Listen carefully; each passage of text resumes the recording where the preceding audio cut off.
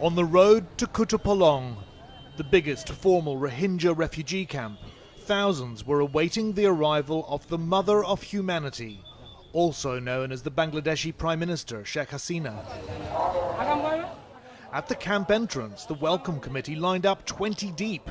Rohingya will be eternally grateful for the sanctuary offered by Buddhist-majority Myanmar's Muslim neighbour.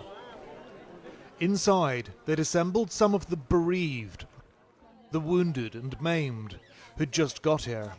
This mother of four had been terribly burned and was yet to receive any treatment. The villages were burned down and all the boys and men taken by the military, and many killed.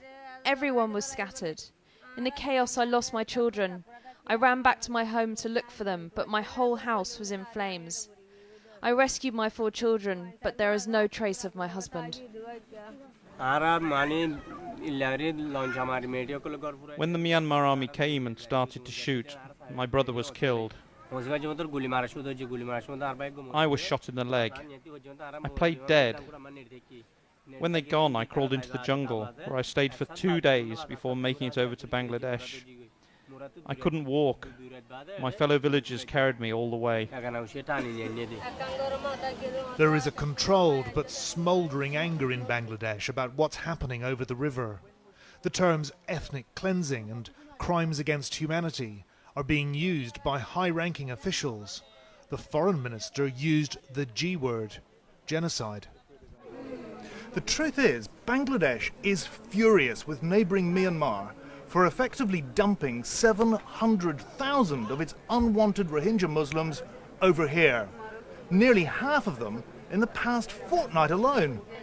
The question is, what are they going to do about it? When the Mother of Humanity arrived, she listened carefully to people's stories. She put her arm around Anas, a 9-year-old survivor from Labana village, whose nose was grazed by a Burmese bullet. He'd come that close.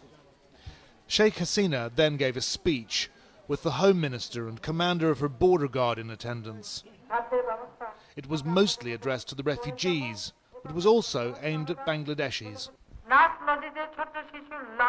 We're a poor country, she said, but we will use our limited resources to help these refugees. She presented symbolic aid packages to recent arrivals. In their muddied, bare feet, they talked to the Prime Minister, and again, she listened. I don't want to blame anybody. What happened in Myanmar is inhuman. They should have handled this situation patiently. They should not have allowed the army or their law enforcement agency to attack the common people. What is the crime of the children or women or the innocent people? They should take them back, all those who left the country.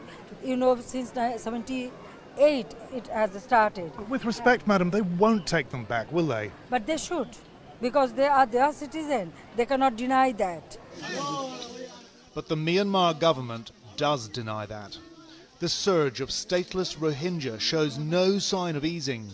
Channel 4 News has obtained these pictures of thousands and thousands of Rohingya still hiding in the forests inside Rakhine State, desperate to cross into Bangladesh. The UN's now upped its estimates of new arrivals. 370,000 in just over 2 weeks, it says, on top of 400,000 already here. Everyone's overwhelmed. New makeshift tarpaulin cities sprawl across forested hillsides. There are no toilets. No one in this hilltop hellhole has eaten much at all since they got here. To get food, you need a ration card. Put your hand in the air if you have a ration card. Nobody has got a ration card. So without the ration card? No. Nothing? Nothing. This has got to be the youngest person I've ever interviewed. We were standing talking to a number of refugees. And this little guy here, I don't even know how old he is, his name is Mohammed Faisal, came up to me, he just started tugging at my leg and he said, "We're here because they were shooting at us." And we asked him, "Where's your father?" And he said, "My father has gone to see Allah." We don't know how old he is. We don't know how old he is. 6 out of every 10 refugees is a child. Many, like Mohammed Faisal, will be traumatized. Myanmar's ambassador to the UN today lashed out at those who've imprudently condemned this as